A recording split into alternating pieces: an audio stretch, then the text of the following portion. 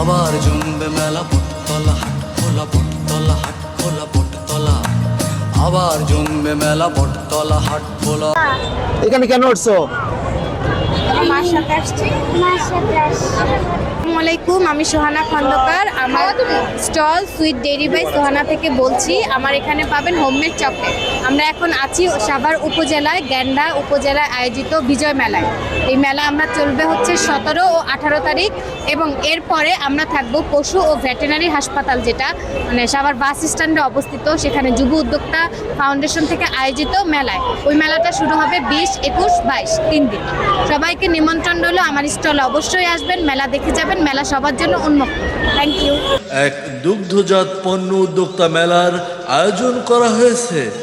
এখানে আমাদের এখানে বড়ই আছে, তেঁতুল আছে, চালতা আছে, মিক্সড আচার আছে, আমসত্তর আচার আছে, রসুন আছে, চেরি আছে, আমের ফলে আছে, আপনার মোরব্বার আচার আছে, খেজুর আছে, চালতার মোরব্বা আছে, আমসত্ব আছে, এইগুলোই আর কি। আমরা আছে এই বিভিন্ন রকমের আইটেম আর কি বিক্রি করে থাকি।